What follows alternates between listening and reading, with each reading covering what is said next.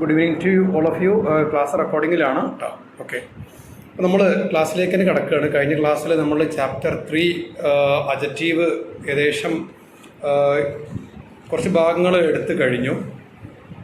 അതായത് kinds of adjective എത്ര വിഭാഗമുണ്ട്, അതിൻ്റെ തരം, അതായത് possessive adjective, then interrogative adjective, then comes demonstrative adjectives and compound adjective. ഇത്രയും ഭാഗങ്ങൾ കഴിഞ്ഞ ക്ലാസ്സിൽ പറഞ്ഞു കഴിഞ്ഞു എന്നാണ് എൻ്റെ ബോധ്യം. അല്ലേ? സംഭവം ക്ലിയർ അല്ലേ? പിന്നെ എല്ലാവർക്കും ഓക്കെ അല്ലേ? എവിടെയെങ്കിലും അപ്പോൾ ഇന്ന് നമുക്ക് പിന്നെ പഠിക്കാൻ പോകുന്നത് അഡ്ജക്റ്റീവിൻ്റെ ഗ്രൂപ്പ്, അഡ്ജക്റ്റീവിൻ്റെ ഡിഗ്രി ഓഫ് കമ്പാരിസൺ.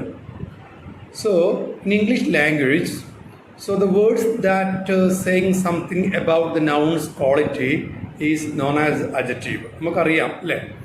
അതായത് ഒരു സെൻറ്റൻസിൽ അല്ലെങ്കിൽ ഒരു വ്യക്തി, ഒരു വസ്തുത, ഒരു ഒബ്ജക്റ്റ്, അതിൻ്റെയൊക്കെ ഗുണങ്ങളെക്കുറിച്ചോ ദോഷങ്ങളെക്കുറിച്ചോ ഒക്കെ സംതിങ് പറയുന്ന വാക്കാണ് അഡ്ജക്റ്റീവ്. അപ്പോൾ ഈ ഗുണങ്ങളും ദോഷങ്ങളും നമുക്കറിയാം. They may be varying means there may be difference in quality. അതായത് നമ്മൾക്ക് ഒരാളെ ക്വാളിറ്റി പറയുമ്പോൾ തന്നെ ആ ക്വാളിറ്റിയിൽ ഏറ്റക്കുറച്ചിലുകൾ വരും, വ്യത്യസ്തമായ അളവുകൾ വരും.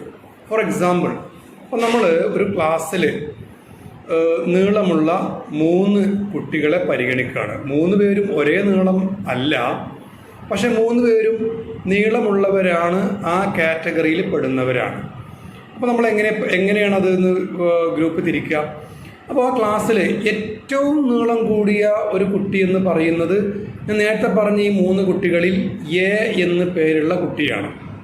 ഇനി ബി എന്ന് പേരുള്ള രണ്ടാമത്തെ കുട്ടിക്ക് എയോളം നീളമില്ല, എന്നാൽ മറ്റുള്ളവരെക്കാൾ എല്ലാവരേക്കാളും നീളം ഉണ്ടെന്ന് അർത്ഥം. അതായത് ക്ലാസ്സിലെ 40 കുട്ടികളുണ്ടെങ്കിൽ ബാക്കി 38 ആളേക്കാളും നീളം ബിക്കുണ്ട്, എന്നാൽ 40ാമത്തെ കുട്ടിയായിട്ടുള്ള എയോളം നീളമില്ല. അപ്പോൾ കണ്ടോ, ഇവിടെ നീളത്തിൻ്റെ കേസിൽ തന്നെ 2 തരം ഈ അളവുകൾ, വ്യത്യസ്തമായ അളവുകൾ വരികയാണ്. ഇനി സി എന്ന കുട്ടിയുണ്ട്. സി എന്ന കുട്ടി ക്ലാസ്സിൽ പൊതുവിൽ നീളമുള്ള കുട്ടികളിൽ പെട്ട ഒരു കുട്ടിയാണ് എന്ന് പറയാം.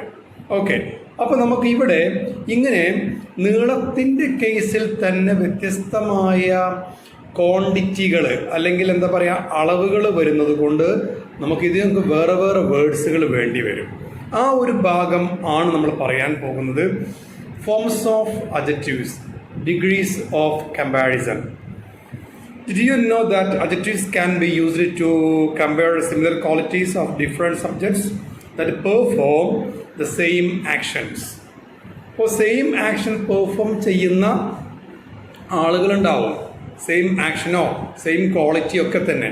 അപ്പോൾ അവരുടെ ആ ഒരു ക്വാളിറ്റിയിൽ ഡിഫറൻസുകൾ വരാം, അഥവാ അളവ് വ്യത്യാസം വരാം. അതിലേക്കാണ് നമ്മൾ പഠിക്കാൻ പോകുന്നത്. There are 3 kinds of comparison in English language. In the case of adjectives, നമ്മൾ സാധാരണ നൗണുകളെ സൂചിപ്പിക്കാൻ വേണ്ടിയാണ് അഡ്ജക്റ്റീവ്സ് എന്ന വേർഡ് പറയുന്നത്. അഡ്ജക്റ്റീവിൻ്റെ കേസിൽ തന്നെ 3 ഡിഗ്രികൾ വരുന്നുണ്ട്. ഡിഗ്രി പറഞ്ഞാൽ ഈ അളവിലുള്ള വ്യത്യാസമാണ് കേട്ടോ. നമുക്ക് നോക്കാം. ഫോർ എക്സാമ്പിൾ, നീളമുള്ള എന്നർത്ഥം പറയുന്ന ആളുകളുടെ കേസിലും ബിൽഡിങ്ങിൻ്റെ കേസിലൊക്കെ തന്നെ പൊക്കത്തിന് വേണ്ടി ഉപയോഗിക്കുന്ന ഒരു അഡ്ജക്റ്റീവാണ് tall. TALL, toll.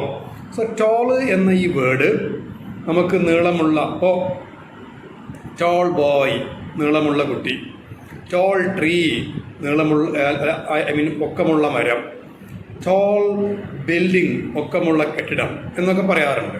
Okay, so നമുക്കിത് നമ്മളിപ്പോൾ ടോൾ എന്നൊരു ഫോം കണ്ടു കഴിഞ്ഞു.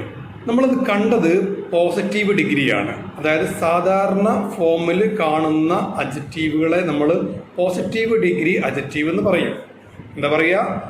സാധാരണ ഫോമിൽ കാണുന്ന അഡ്ജക്റ്റീവുകളെ നമ്മൾ പോസിറ്റീവ് ഡിഗ്രി അഡ്ജക്റ്റീവ് എന്ന് പറയും. അപ്പോൾ നമുക്ക് മെൻഷൻ ചെയ്യാനുള്ളത് ഈ സാധാരണയിലും വ്യത്യസ്തമാകുന്ന അഡ്ജക്റ്റീവാണ്. അതെങ്ങനെ ഉണ്ടാക്കാം? ഈ പോസിറ്റീവ് ഫോമിൻ്റെ കൂടെ നമ്മളൊരു ER ചേർത്തു എന്ന് കൂട്ടിക്കോളൂ.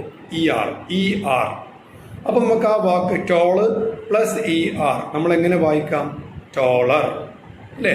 ടോളർ എന്ന് പറഞ്ഞാൽ മറ്റൊന്നിനേക്കാൾ പൊക്കമുള്ള ഒരു കമ്പാരിസൺ അവിടെ വരുന്നുണ്ട്. അതുകൊണ്ട് തന്നെ ഈ ടോളർ എന്ന ഫോമിന് നമ്മൾ പറയുന്ന പേര് കമ്പാരറ്റീവ് ഡിഗ്രി എന്നാണ് പറയുക. കാരണം ഒരു കമ്പയർ ചെയ്തുകൊണ്ടാണ് അർത്ഥം പറയുന്നത്.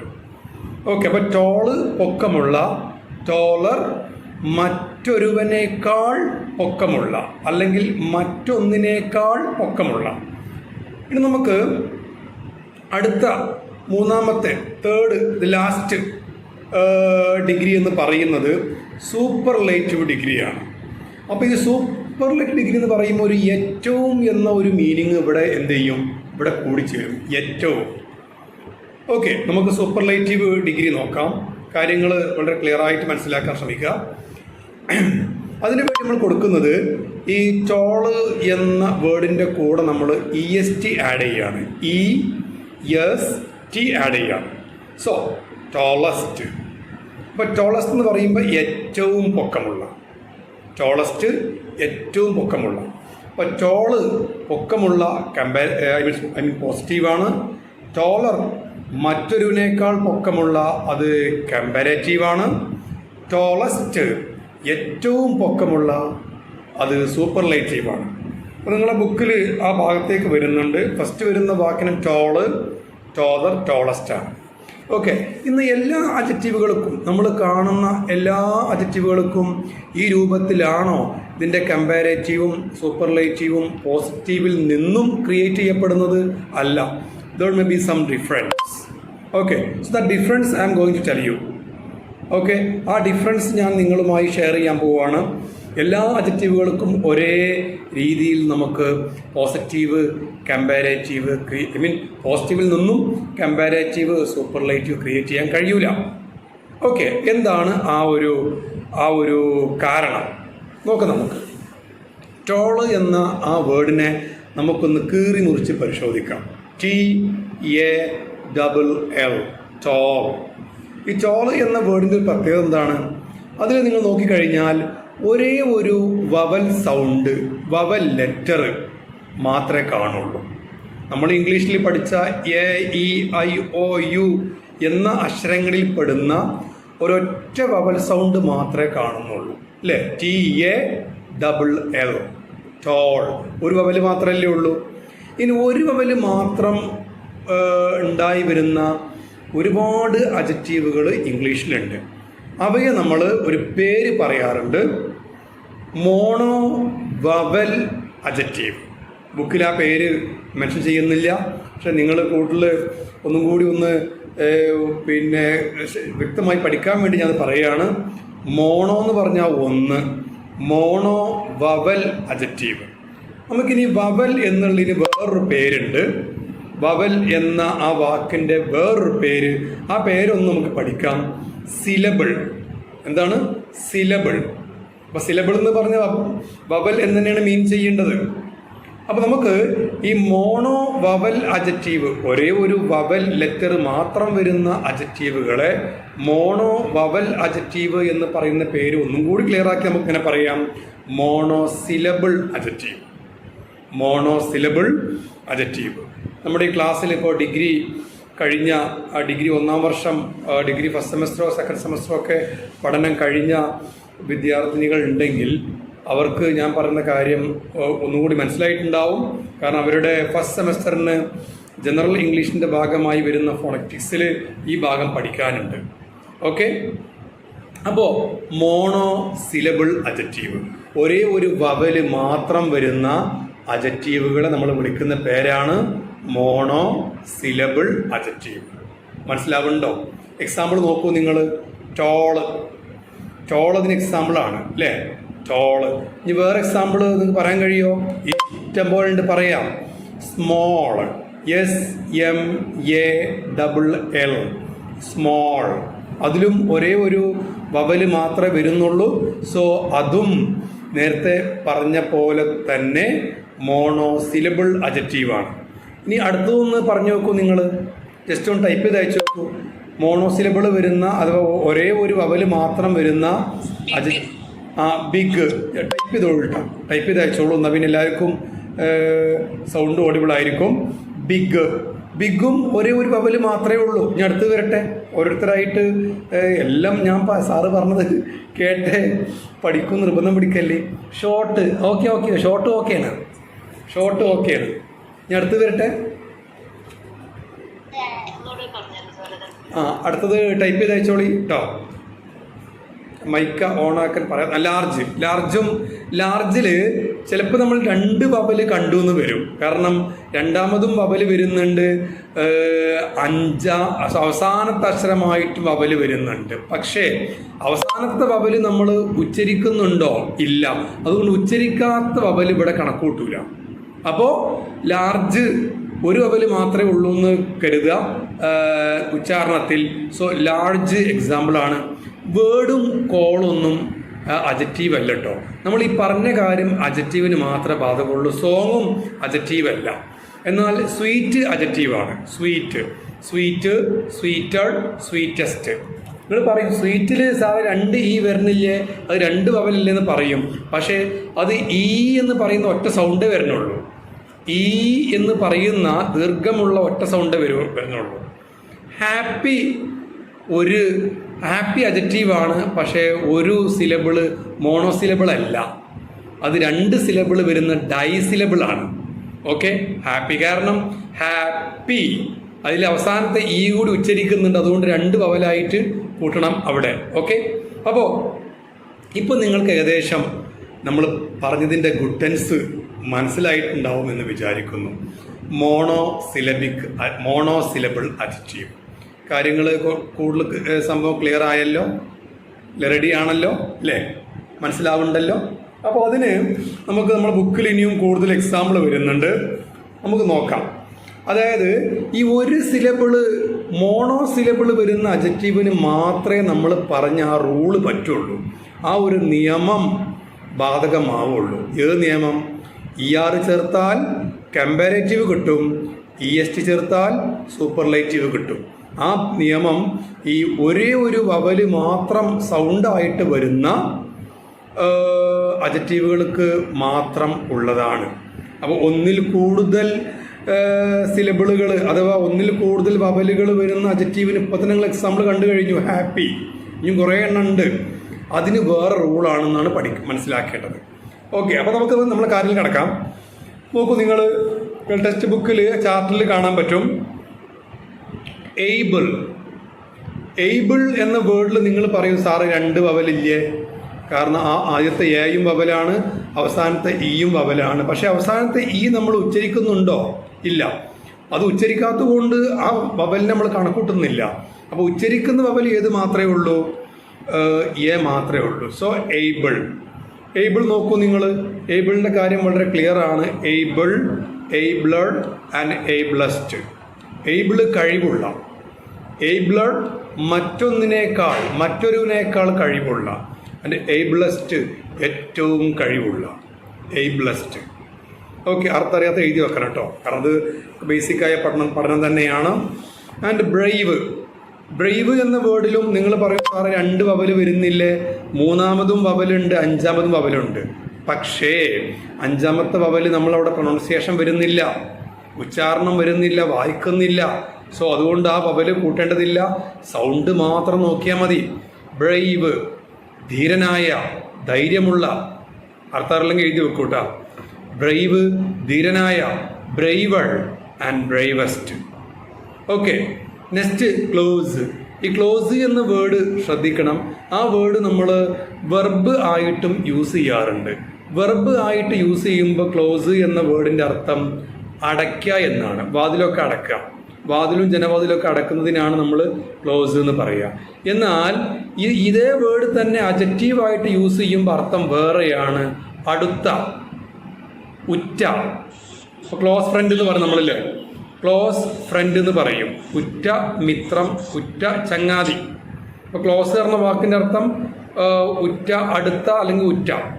ഓക്കെ, ക്ലോസ് എന്ന വാക്കിൻ്റെ കൂടെ ER ചേർക്കുമ്പോൾ ഓൾറെഡി അവിടെ ഈ ഉള്ളത് കൊണ്ട് ഇപ്പോൾ ഈ പറഞ്ഞ വാക്കുകളിലൊക്കെ ഓൾറെഡി ഈ വരുന്നതുകൊണ്ട് ആറ് മാത്രം ചേർത്താൽ മതി. അല്ലാതെ നമ്മൾ ഡബിൾ ഈ വരുന്ന അവസ്ഥ ഉണ്ടാവരുത്. Close, closer and closest. Okay. Next fine. Fine, fine എന്ന് പറഞ്ഞ അർത്ഥം നല്ലതായ. Fine, finer, finest. നോബിൾ, ഉന്നതമായ.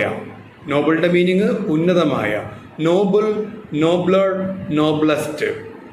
നെക്സ്റ്റ് വൈസ്, ബുദ്ധിമാനായ. വൈസ്, ബുദ്ധിമാനായ.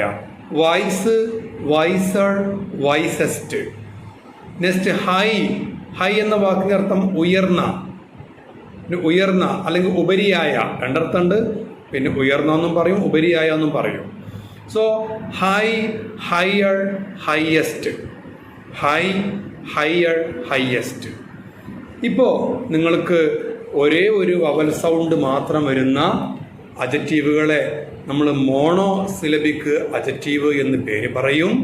അത്തരം അജറ്റീവിൻ്റെ അവസാനത്തിൽ ERO ESTO, അവസാന അക്ഷരം E ആണെങ്കിൽ REST എന്നീ അക്ഷരങ്ങൾ മാത്രം ചേർത്താൽ നമുക്ക് യഥാക്രമം കമ്പാരാറ്റീവ് ഡിഗ്രിയും സൂപ്പർലേറ്റീവ് ഡിഗ്രിയും കിട്ടും. അർത്ഥം കൂടി മനസ്സിലാക്കി പഠിക്കുമ്പോഴേ നമ്മുടെ പഠിത്തത്തിന് ഒരു എന്താ പറയുക, ഒരു സ്റ്റൈല് വരുന്നുള്ളൂ. അതുകൊണ്ട് I think all of you have to study by understanding the meaning, the very very meaning. Okay, now comes, now we gonna to study polysyllabic adjective. ഞാൻ പോളി എന്ന് പറഞ്ഞ ആളെ പേര് പറഞ്ഞതല്ല കേട്ടോ.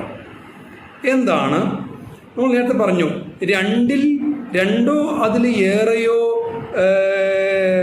വവൽസ് വരുന്ന, സൗണ്ട് വരുന്ന അഡ്ജക്റ്റീവുകൾ ഇംഗ്ലീഷിലുണ്ട്. എക്സാമ്പിൾ നിങ്ങൾ ബുക്കിൽ കൊടുത്ത് നോക്കൂ. ബുക്കിൽ കൊടുത്തൊരു എക്സാമ്പിളാണ്, നിങ്ങൾക്ക് കാണാൻ കഴിയും. ഡിഫിക്കൽട്ട്. ഡിഫിക്കൽട്ട് ഡിഫിക്കൽട്ട് എന്ന് പറയുമ്പോൾ അവിടെ നമുക്ക് ഡിഫിക്കൽട്ട് ശരിക്ക് 3 വവൽ സൗണ്ട് വരുന്നുണ്ട്. അതുകൊണ്ട് 3 സിലബിൾ വരുന്ന ഒരു അഡ്ജക്റ്റീവാണ് ഡിഫിക്കൽട്ട്. ഇതിനെ നമുക്ക് പേര് വിളിക്കുകയാണെങ്കിൽ ട്രൈ സിലബിൾ അഡ്ജക്റ്റീവ് എന്ന് പറയാം. ട്രൈ ട്രീ എന്നുണ്ടായതാണ് കേട്ടോ. ത്രീ എന്നുണ്ടായതാണ് ട്രൈ സിലബിക് അഡ്ജക്റ്റീവ്. ട്രൈ എന്ന് പറയുമ്പോൾ സ്പെല്ലിങ് TRI.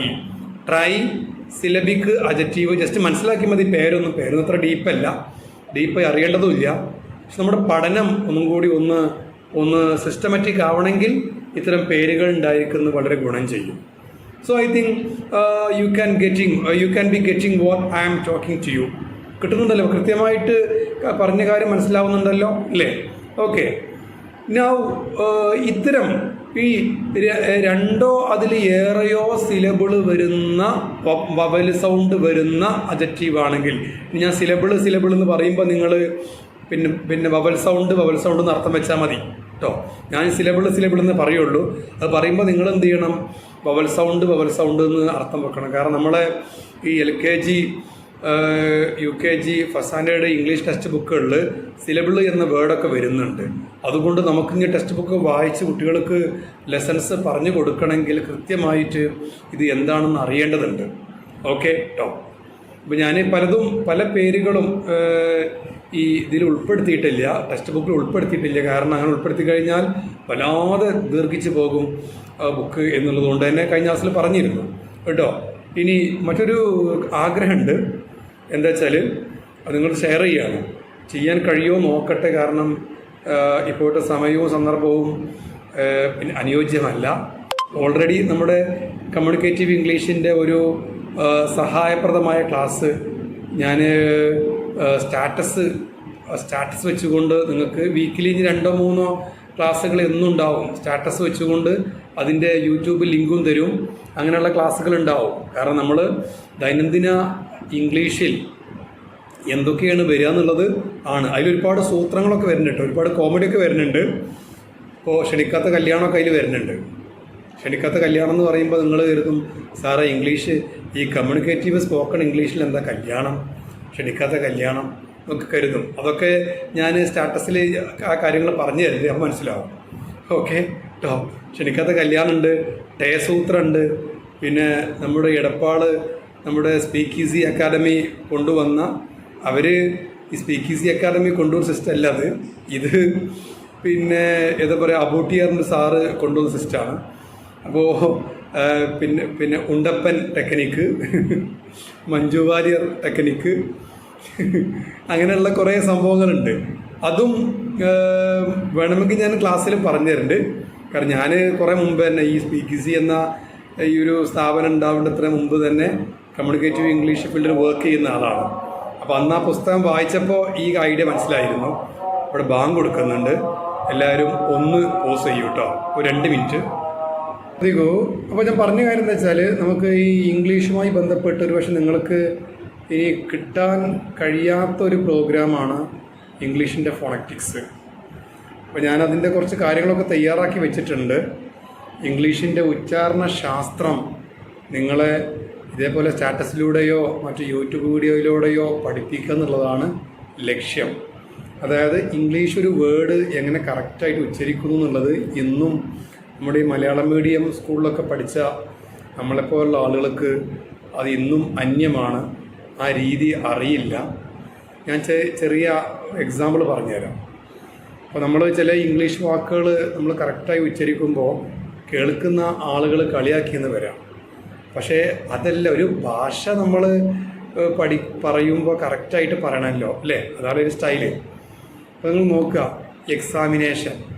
ശരിക്കും എക്സാമിനേഷൻ എന്ന് നമ്മൾ പറയുന്നത് വമ്പൻ തെറ്റാണ്. ആ ഒരു വേർഡിന് EXAMINATION ആ ഒരു വേർഡിന് ഒരിക്കലും എക്സാമിനേഷൻ എന്ന് പറയില്ല.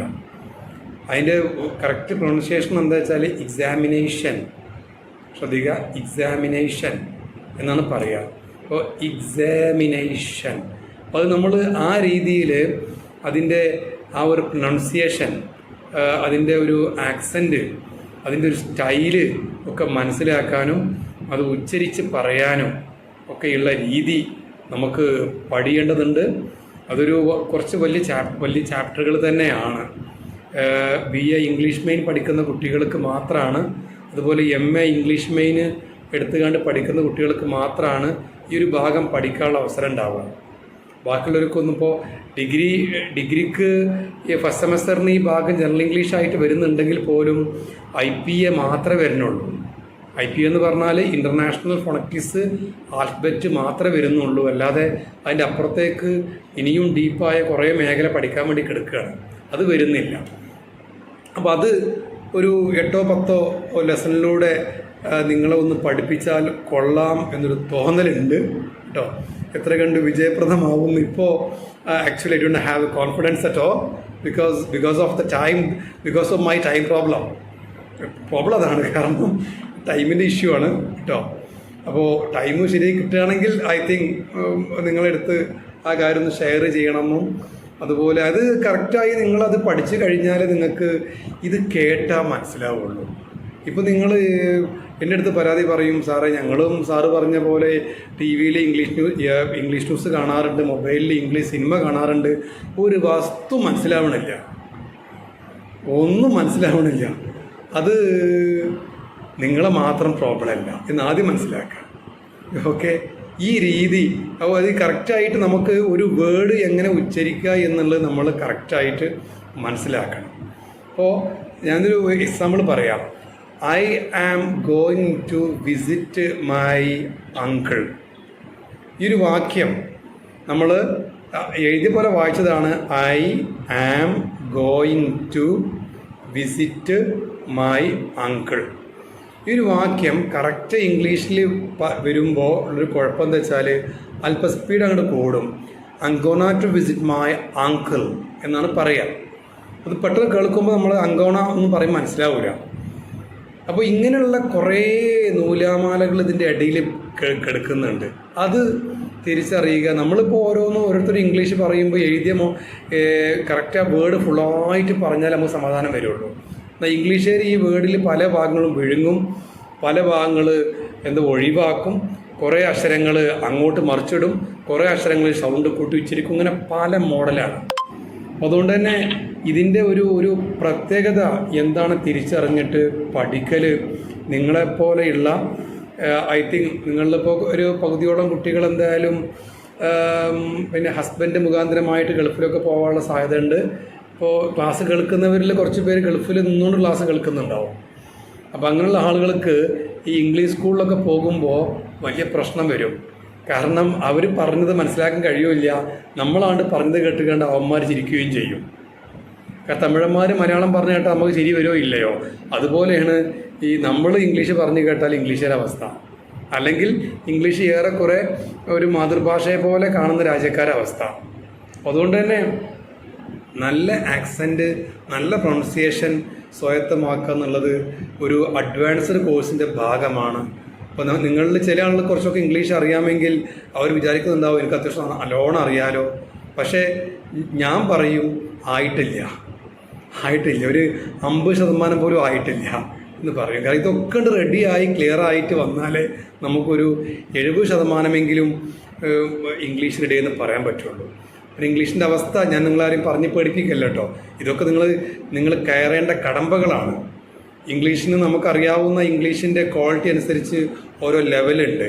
A1 level, A2 level, B1 level, B2 level and C1 level, then C2 level.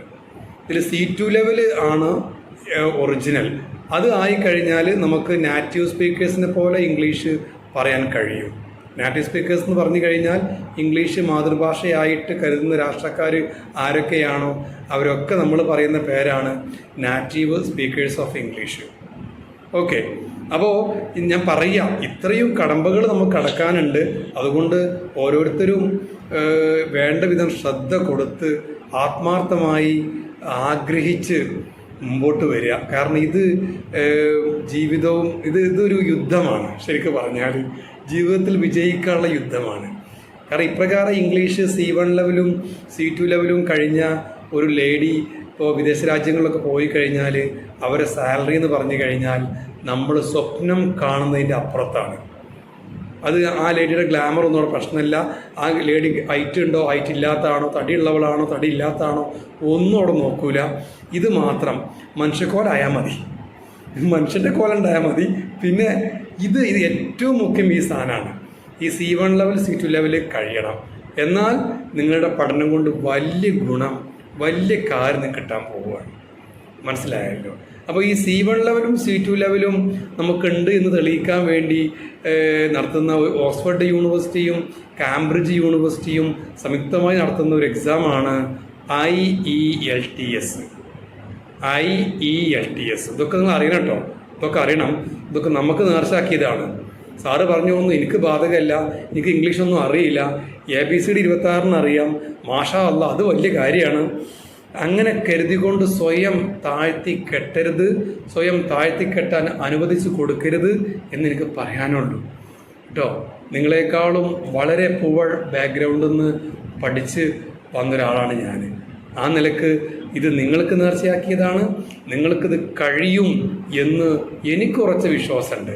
നിങ്ങളിൽ ചിലർക്ക് വിശ്വാസം ഇല്ലെങ്കിലും എനിക്ക് കുറച്ച് വിശ്വാസമുണ്ട്. അതുകൊണ്ട് തന്നെ ഇതിലേക്ക് മാറ്റി വെക്കാം. നമുക്ക് വരാം. നമ്മൾ രണ്ടോ അതിലേറെയോ കൂടുതൽ സൗണ്ട് വരുന്ന അഡ്ജക്റ്റീവുകളുടെ കാര്യമാണ് പറഞ്ഞത്. ഡിഫിക്കൽട്ട്. എന്താ ഡിഫിക്കൽട്ടിൻ്റെ മീനിങ്? ബുദ്ധിമുട്ടേറിയ. ഡിഫിക്കൽട്ട് എന്ന വേർഡ് ശ്രദ്ധിക്കുക എല്ലാവരും.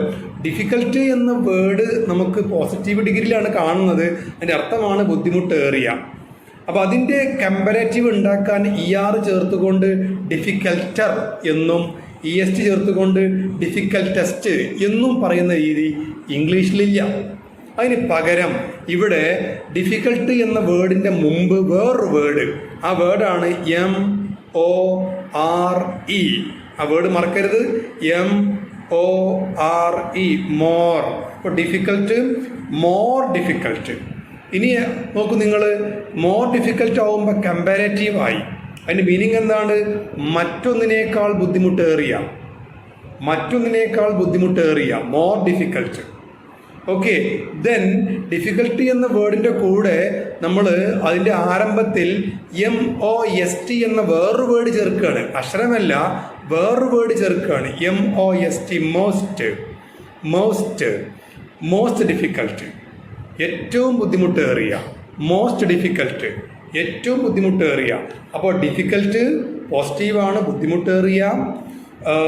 മോർ ഡിഫിക്കൽട്ട് കമ്പാരറ്റീവാണ്, മറ്റൊന്നിനേക്കാൾ ബുദ്ധിമുട്ടേറിയ. മോസ്റ്റ് ഡിഫിക്കൽട്ട് സൂപ്പർലേറ്റീവാണ്, അർത്ഥം ഏറ്റവും ബുദ്ധിമുട്ടേറിയ. കാര്യങ്ങൾ തിരിഞ്ഞു വരുന്നുണ്ടല്ലോ അല്ലേ? റെഡി ആവണുണ്ടോ? ഓക്കെ ആണല്ലോ? ഒന്ന് ഓക്കെ ആണെങ്കിൽ തമ്പി പ്രശ്നം വിട്ടോളൂ. റെഡി ആവണം. കാരണം ഇനി നിങ്ങൾ ഇതൊക്കെ പഠിക്കാൻ വേണ്ടി വേറെ ആളെടുത്ത് പോവുക എന്ന് പറഞ്ഞു കഴിഞ്ഞാൽ it's my failure and it's my fault. That's my belief. അതെൻ്റെ പരാജയമാണ് കേട്ടോ. നിങ്ങൾ വേറെ അടുത്ത് പോകരുത്. ഇതിലൂടെ പഠിഞ്ഞു വരണം ഈ സംഭവം. അപ്പോൾ അടുത്ത് നോക്കുമ്പോൾ നിങ്ങൾ അടുത്തതാണ് fascinating. So the word fascinating means attractive, ആകർഷണീയമായ. ഫാസിനേറ്റിംഗ് നിങ്ങൾ നോക്കൂ, ആ വേർഡിൽ ടൈപ്പ് ചെയ്ത അക്ഷരങ്ങൾ നോക്കുകയാണെങ്കിൽ തന്നെ വവല് 3 ഉണ്ട്. പക്ഷേ ഫാസിനേറ്റിംഗ് എന്ന വേർഡ് 3 സിലബിൾ മാത്രമുള്ള വേർഡായിട്ടാണ് പരിഗണിക്കപ്പെടുന്നത്. അങ്ങനെയാണെങ്കിൽ അതിൻ്റെ കമ്പാരറ്റീവ് കിട്ടാൻ മോർ ചേർക്കണം. ഫാസിനേറ്റിംഗ് ആകർഷണീയമായ, മോർ ഫാസിനേറ്റിംഗ് മറ്റൊന്നിനേക്കാൾ ആകർഷണീയമായ, മോസ്റ്റ് ഫാസിനേറ്റിംഗ് ഏറ്റവും ആകർഷണീയമായ, ഏറ്റവും ആകർഷണീയമായ. Okay, next gorgeous. ആ വേർഡ് ശ്രദ്ധിക്കുക, പലപ്പോഴും വായിക്കാനൊക്കെ പ്രശ്നം വരുന്നൊരു വേർഡാണത്. കറക്റ്റ്. ഇപ്പോൾ ചില ആൾക്കാർ ജോർജസ് എന്ന് വായിക്കും, ചില ആൾക്കാർ ഗോഗസ് എന്ന് വായിക്കും. എന്ന് വായിക്കേണ്ടത് ഗോർജസ്. ഗോർജസ് ഔദാര്യപൂർണമായ, മഹത്തായ എന്നും പറയാം. ഗോർജസ് കണ്ടോ, 3 സിലബിൾ അവിടെയും വരുന്നുണ്ട്, വവല് വരുന്നുണ്ട്. So Gorges, more Gorges, most Gorges. Gorges മഹത്തായ, മോർ ഗോർജസ് മറ്റൊന്നിനേക്കാൾ മഹത്തായ, മോസ്റ്റ് ഗോർജസ് ഏറ്റവും മഹത്തായ. ഓക്കെ, മനസ്സിലാവുണ്ടാവും. മെലോഡിയസ്. മെലോഡിയസ് സാധാരണ മെലോഡിയസ് എന്ന് പറഞ്ഞു കഴിഞ്ഞാൽ സംഗീതാത്മകമായ എന്നൊക്കെ അർത്ഥം വരുന്നൊരു വാക്കാണ്. ഈ മെലഡിയുമായി ബന്ധപ്പെട്ട ഒരു അഡ്ജക്റ്റീവാണ് മെലോഡിയസ് അല്ലേ? നമ്മൾ പാട്ടുകളിലൊക്കെ മെലഡി എന്ന് പറയില്ലേ? അതുമായി ബന്ധപ്പെട്ട ഒരു അഡ്ജക്റ്റീവാണ് melodious. More melodious and most melodious. ഇനി പ്രോപ്പർ. പ്രോപ്പർ എന്ന് പറഞ്ഞാൽ ശരിയായ, പ്രോപ്പർ ശരിയായ, യുക്തമായ. പ്രോപ്പർ, മോർ ഇങ്ങനെ പറയാം, പ്രത്യേകമായ ഒന്നും പറയാം. Proper, more proper, most proper. കണ്ടോ? അപ്പോൾ ഇത് ഇങ്ങനെ കുറേ പ്രാവശ്യം ഉരുവിട്ട് പഠിക്കുക. അതാണ് റിപ്പീറ്റ് ചെയ്ത് കണ്ട് 5-6 ദിവസങ്ങളിൽ 1/2-3 മണിക്കൂറിൻ്റെ ക്ലാസ് നിങ്ങൾ യൂട്യൂബിൽ വീഡിയോ ഉണ്ടാവും. ഇനിയിപ്പോൾ യൂട്യൂബിൽ പ്രൊഫഷണൽ വീഡിയോ ഉണ്ട്. ഈ ഒരു ലെസൺ ഒരു 30 മിനിറ്റ് കൊണ്ട് ഫുള്ള് പറയുന്ന പ്രൊഫഷണൽ വീഡിയോയും ഉണ്ട്. 3-4 ക്ലാസ് വെച്ചുകൊണ്ട് ഇതേപോലെ നമ്മൾ റെക്കോർഡ് ചെയ്ത് കണ്ട് അയക്കുന്ന വീഡിയോ അത് വേറെയും കിട്ടും കേട്ടോ. അപ്പോൾ അത് നിങ്ങളുടെ സൗകര്യത്തിന് വേണ്ടിയാണ്. ഇനി ക്ലാസ്സുകൾ ലഭിച്ചില്ല എന്ന ഒരു പരാതി ആരുടെ ഭാഗത്തുനിന്ന് ഉണ്ടാവരുത് കേട്ടോ. അതുകൊണ്ടാണ് ഇങ്ങനെ ബുദ്ധിമുട്ടിയാണെങ്കിൽ ഇങ്ങനെയൊക്കെ ചെയ്യുന്നത്. ഓക്കെ, ഇനിയിപ്പോൾ പുതിയൊരു സംവിധാനം വരാൻ പോകുന്നുണ്ട്. അതും നിങ്ങൾക്ക് കിട്ടും എന്തായാലും. ആ സംവിധാനം എന്താണെന്നുള്ളത് നമ്മുടെ ചെയർമാൻ നമ്മുടെ ഡോക്ടർ ആബിദ് സാർ തന്നെ ആ കാര്യം നിങ്ങളെടുത്ത് വിശദീകരിച്ച് പറയും കേട്ടോ. ഓക്കെ, ഞാൻ പറയുന്നില്ല. യെസ്, ഒരു വലിയ സംവിധാനമാണ്. എന്തായാലും അത് നിങ്ങൾക്ക് വേണ്ടി സാറ് ഒരുപാട് ദിവസങ്ങളായിട്ട് അതിൻ്റെ ചിന്തയിലായിരുന്നു. ഇടയ്ക്കിടയ്ക്ക് എന്നെ വിളിച്ചിട്ട് ആ കാര്യം ഷെയർ ചെയ്തിരുന്നു. പിന്നീട് നടന്ന മീറ്റിങ്ങുകളിൽ ഞങ്ങൾ ആ കാര്യങ്ങൾ നടപ്പിൽ വരുത്താൻ വേണ്ടി തീരുമാനിച്ചു. മറ്റു മാനേജ്മെൻറ്റ് സ്റ്റാഫ് ഉണ്ടായിരുന്നു കൂടെ. എല്ലാവരും ഒറ്റ ശ്വാസത്തിൽ അത് തീരുമാനിച്ചു നടപ്പിൽ വരുത്താൻ പോവുകയാണ്. അപ്പോൾ നിങ്ങൾക്ക് അതിൻ്റെ ഗുണം കിട്ടും കേട്ടോ. അതിന് വേറെ ഫീ ഒന്നും വേണ്ട. ഓക്കെ, അപ്പോൾ കണ്ടോ നിങ്ങൾ പോസിറ്റീവ്, കമ്പാരിറ്റീവ്, സൂപ്പർലേറ്റീവ്. അപ്പോൾ ഡിഗ്രി ഓഫ് കമ്പാരിസൺ എന്ന് പറഞ്ഞു കഴിഞ്ഞാൽ അത് പിന്നെ അഡ്ജക്റ്റീവ് കോളേജിൽ പോകുമ്പോൾ BA ഡിഗ്രിയാണ്, അഡ്ജക്റ്റീവ് MAക്ക് പോകുമ്പോൾ MA ഡിഗ്രിയാണ്. ആ ഡിഗ്രി അല്ല ഉദ്ദേശിക്കുന്നത്. പകരം ഈ അഡ്ജക്റ്റീവുകൾക്ക് 3 ക്വാളിറ്റി ഉണ്ട്, 3 അളവുകൾ വരുന്നുണ്ട്. ആണ് പോസിറ്റീവ്, കമ്പാരറ്റീവ് ആൻഡ് സൂപ്പർലേറ്റീവ്. ഈ കാര്യങ്ങളെ കൃത്യമായിട്ട് പല പ്രാവശ്യം വായിക്കുക, ഫോളോ ചെയ്യുക. ഇനി ഒരു കാര്യം പാടെ പറഞ്ഞുകൊണ്ട് നമുക്ക് ഇന്ന് വിട വാങ്ങാം. കൂടുതലൊന്നും വേണ്ട, കുറച്ച് നല്ലത് കുറച്ച് മതിയല്ലേ? ഓക്കെ, നോക്കൂ, നമ്മൾ ഇപ്പോൾ ഒരു കാര്യം തീരുമാനിക്കുകയാണ്. നാളെ മുതൽ നന്നായിട്ട് ഇംഗ്ലീഷും മറ്റു സബ്ജക്റ്റൊക്കെ പഠിക്കാൻ വേണ്ടി തീരുമാനിക്കുകയാണ്. നമ്മളെ കൂടുതൽ ഈ തീരുമാനം എടുക്കാൻ വേണ്ടി നിന്ന ആളുകൾ തന്നെ നാളെ അല്ല, ഈ ജന്മത്തിൽ ഈ കാര്യം മര്യാദക്ക് ചെയ്യാത്ത ആൾക്കാരുണ്ടാവും. അത് കൂട്ടത്തിൽ പെടാത്തവരുണ്ടാവും അല്ലേ? അത് എല്ലാ കൂട്ടത്തിലും ഉണ്ട്. അതായത് നമ്മൾ നാളെ മുതൽ ഒരു കാര്യം, അതിന് ഇംഗ്ലീഷിൽ എന്താ പറയുക, ശരിക്കും പറഞ്ഞ റെസൊല്യൂഷൻ എന്നാ പറയാം. റെസൊല്യൂഷൻ. നമ്മൾ നാളെ ഒരു തീരുമാനം എടുത്തുകൊണ്ട് നാളെ മുതൽ ഞാൻ നന്നാൻ പോവുകയാണ്, നാളെ മുതൽ ഞാൻ ഇംഗ്ലീഷിൽ 10 വേർഡ് വീതം പഠിക്കും, നാളെ മുതൽ ഞാൻ ഏതെങ്കിലും ഒരു UK വ്ളോഗറുടെ ഇംഗ്ലീഷ് ചാനൽ ഞാൻ കൃത്യമായിട്ട് അതന്നെ ഞാൻ കണ്ട് അതിൻ്റെ കൂടെ പറഞ്ഞ് പഠിക്കും എന്നൊക്കെ തീരുമാനം എടുത്തുകൊണ്ട് നാളെ മുതൽ നമ്മൾ ഇംഗ്ലീഷ് നന്നാക്കാൻ വേണ്ടി പോവുകയാണ്.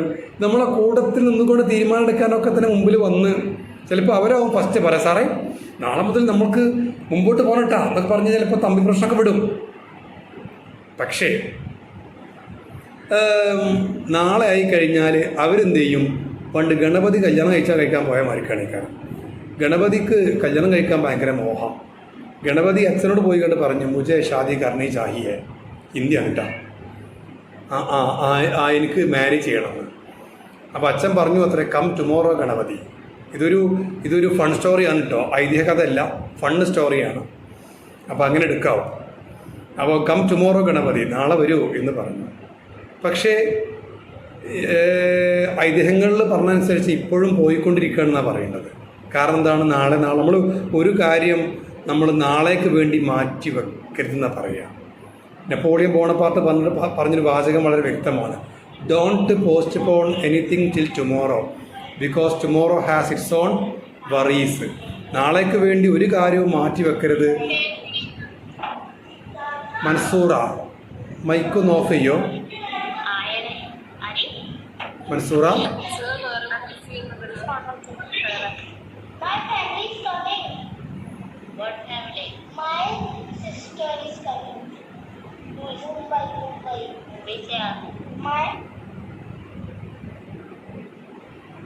ഓക്കെ. ഞാൻ നിങ്ങളിൽ ആരെങ്കിലും മൈക്ക് ഓണായി കഴിഞ്ഞാൽ നിങ്ങളുടെ അനുവാദം ഇല്ലാത്ത ഞാൻ മൈക്ക് ഇവിടുന്ന് ഓഫ് ചെയ്യും കേട്ടോ. അതുകൊണ്ടൊന്നും വിചാരിക്കരുത്. കാരണം മറ്റുള്ള നമ്മുടെ ട്രെയിനീസിന് ക്ലാസ് കേൾക്കുന്നതിൽ തടസ്സം വരാൻ ചാൻസ് ഉണ്ട്. അതുകൊണ്ടാണ് അങ്ങനെ നിങ്ങൾ മൈക്ക് ഓണാക്കുമ്പോൾ ഞാൻ കണ്ടറിഞ്ഞ് ഓഫ് ചെയ്യുന്നത് കേട്ടോ. ഓക്കെ, സംശയം ചോദിക്കാണ്ടെങ്കിൽ മൈക്ക് ഓൺ ആയിക്കോളൂ. സംശയം ചോദിച്ചു കഴിഞ്ഞ ഉടനെ മൈക്ക് ഓഫ് ചെയ്യണം. എനിക്ക് നിങ്ങൾ മൈക്കയോ ക്യാമോ ഓണാക്കുന്നതുകൊണ്ട് ബുദ്ധിമുട്ടൊന്നും വരുന്നില്ല. പക്ഷെ നമ്മൾ മറ്റു ട്രെയിനീസിന് സൗണ്ട് ജാമ് വരും കേട്ടോ. അപ്പോൾ അവരും നമ്മളെ പോലെ ഫീ അടച്ച് പഠിക്കുകയല്ലേ, അപ്പോൾ പ്രയാസം ഉണ്ടാകാൻ പാടില്ലല്ലോ കേട്ടോ.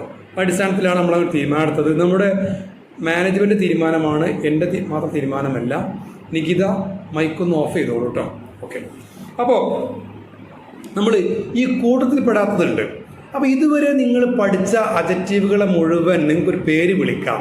അവർ നല്ലവന്മാരാണ്, അവർ കൂട്ടത്തിൽ പെടുന്നവരാണ്, അവരെല്ലാ തീരുമാനം എടുത്തു കഴിഞ്ഞാൽ ആ തീരുമാനം അതുപോലെ പാലിക്കും. അവരെ വിളിക്കുന്ന പേരാണ് റെഗുലർ അഡ്ജക്റ്റീവ്. എന്താ പറയുക? Regular adjective.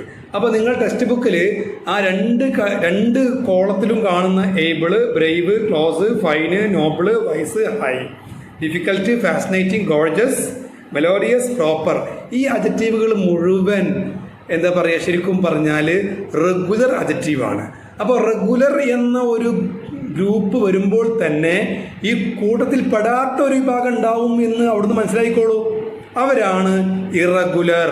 പേര് മറക്കരുത്, ഇറഗുലർ. ഓക്കെ, ശ്രദ്ധിക്കുക, ഇറഗുലർ അഡ്ജക്റ്റീവ്. ഒരു കുഴപ്പമുള്ളത്, ഇപ്പം നിങ്ങൾ പഠിച്ച ഈ രീതി വെച്ചുകൊണ്ട് ഇനി പറയാൻ പോകുന്ന അഡ്ജക്റ്റീവുകളുടെ കമ്പാരേറ്റീവോ സൂപ്പർലേറ്റീവോ ഒരിക്കലും ഉണ്ടാക്കാൻ പറ്റൂല. മനസ്സിലായോ? ഇപ്പോൾ നിങ്ങൾ പഠിച്ചു അല്ലേ? ഒരു വവല് മാത്രമേ ഉള്ളൂവെങ്കിൽ ERഉം ESTയും ചേർത്തുകൊണ്ട് സൂപ്പർലേറ്റീവും കമ്പാരേറ്റീവും പോസിറ്റീവ് ഡിഗ്രിയിൽ നിന്നും ഉണ്ടാക്കാം. അതല്ല, ഒന്നിൽ കൂടുതൽ സിലബിൾ വവല് സൗണ്ട് വരുന്നതാണെങ്കിൽ മോർ എന്ന വേർഡ് ആരംഭത്തിൽ ചേർത്തുകൊണ്ട് കമ്പാരേറ്റീവും മോസ്റ്റ് എന്ന വേർഡ് ആരംഭത്തിൽ ചേർത്തുകൊണ്ട് സൂപ്പർലേറ്റീവും ഉണ്ടാക്കാമെന്നും പഠിച്ചു. പക്ഷേ ഈ രണ്ട് നിയമങ്ങളും ബാധകമല്ലാത്ത ഒരു വിഭാഗം അഡ്ജക്റ്റീവുകൾ ഇതാ വരാൻ പോണ്. ഇവന്മാർ എണ്ണം കൊണ്ട് വളരെ കുറച്ചേ ഉള്ളൂ, പക്ഷെ മഹാപ്രശ്നക്കാരാണ്. അതുകൊണ്ട് ഇവരെ ശരിക്കും തിരിച്ചറിയണം, പഠിക്കണം കേട്ടോ. ഇവർ ആളുകൾ പ്രശ്നക്കാരാണ്. അപ്പം നോക്കൂ നിങ്ങൾ, അതിൽപ്പെട്ട ഫസ്റ്റ് വേർഡാണ് നമ്മൾ ഏറ്റവും കൂടുതൽ ഉപയോഗിച്ച വാക്കാണ് ആ വാക്ക് ഗുഡ്. GOOD, good. അതിൻ്റെ കൂടെ ERഉം ESTയും ചേർത്തുകൊണ്ട് ഗുഡ്, ഗുഡർ, ഗുഡസ്റ്റ്. ആ രീതിയിൽ നമുക്ക് കമ്പാരേറ്റീവും സൂപ്പർലേറ്റീവും ക്രിയേറ്റ് ചെയ്യാൻ കഴിയൂല. മനസ്സിലായോ? മോർ ഗുഡ്, മോസ്റ്റ് ഗുഡ് അങ്ങനെയും പറ്റൂല. പിന്നെ എന്താ ചെയ്യുക നമ്മൾ? അവിടെ നമ്മൾ ചെയ്യാവുന്ന ഒരു രീതിയാണ് സായിപ്പ്. ഇംഗ്ലീഷ് ഭാഷ ഉണ്ടാക്കിയ ആളുകൾ എന്ത് ഫോമാണോ അതിന് കൊടുത്തേക്കേണ്ടത് ആ ഫോം അതേപോലെ പഠിക്കാം. അപ്പോൾ ഗുഡ് അതിൻ്റെ കമ്പാരിറ്റീവാണ് ബെറ്റർ, അതിൻ്റെ സൂപ്പർലേറ്റീവാണ് ബെസ്റ്റ്. ഗുഡ് നല്ലതായ, ബെറ്റർ മറ്റൊന്നിനേക്കാൾ നല്ലതായ, ബെസ്റ്റ് ഏറ്റവും നല്ലതായ. Okay, good, better, best. ഇനി അടുത്തത് വരുന്നതാണ് ബാഡ്. ബാഡ് എന്ന് പറഞ്ഞാൽ മോശമായ. ബാഡിൻ്റെ കമ്പാരിറ്റീവാണ് വേഴ്സ്, WORS. അത് വേഴ്സ് എന്ന് വായിക്കരുത്, worse. Worse and worst. Bad, worse, worst. Okay. പിന്നെ അടുത്താണ് ലിറ്റിൽ. Less, least. ലിറ്റിൽ അർത്ഥം കുറഞ്ഞ, ചെറിയ, കുറഞ്ഞതായ, കുറച്ചുള്ളതെന്നൊക്കെ അർത്ഥം. Little, less, least. Little, less, least. Okay, yes. ഇപ്പോൾ കാര്യങ്ങൾ നിങ്ങൾക്ക് കൂടുതൽ മനസ്സിലായിട്ടുണ്ടാവുമെന്ന് വിചാരിക്കുന്നു. അപ്പോൾ ഇന്ന് നമുക്ക് ഇത്രയും ഭാഗങ്ങൾ മതി. ഇന്നും ക്ലാസ് ഇവിടെ വൈൻഡപ്പ് ചെയ്യാൻ പോവുകയാണ്. ഓക്കെ, എല്ലാവർക്കും കാര്യങ്ങൾ മനസ്സിലായല്ലോ അല്ലേ? സോ ഇന്ന് നമുക്ക് ഇത്ര ഭാഗം എടുത്താൽ പോരെ, ഇനി കൂടുതൽ എടുക്കണോ? എല്ലാവർക്കും മനസ്സിലായിട്ടുണ്ടല്ലോ? പിന്നെ ഓക്കെ അല്ലേ? യെസ്. അപ്പോൾ നമുക്ക് ഇന്ന് ക്ലാസ് നമുക്ക് ഇവിടെ വെച്ചുകൊണ്ട് വൈൻഡപ്പ് ചെയ്യാം. അപ്പോൾ വൺസ് അഗെയിൻ നമ്മളിത് റെക്കോർഡിംഗ് ഉണ്ട്. നാളെ ഉച്ചയാകുമ്പോഴേക്കും റെക്കോർഡ് ഒക്കെ അപ്ലോഡ് ചെയ്ത് അതിൻ്റെ ലിങ്ക് നിങ്ങൾക്ക് അയച്ചു തരും.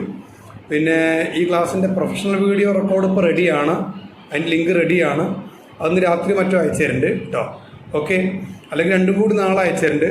അപ്പോൾ എന്തായാലും നന്നായിട്ട് ക്ലാസ് കേൾക്കുക, റിപ്പീറ്റ് ചെയ്തുകൊണ്ട് കേൾക്കുക. So once again I should thanks to all of you. Thank you very much. Have a nice day. Okay, ഇനി ഓരോരുത്തരായിട്ട് റിമൂവ് ചെയ്തോളൂ കേട്ടോ. വെൽക്കം. റിമൂവ് ചെയ്തോളൂ ഓരോരുത്തരായി. ലെഫ്റ്റ് ചെയ്തോളൂ.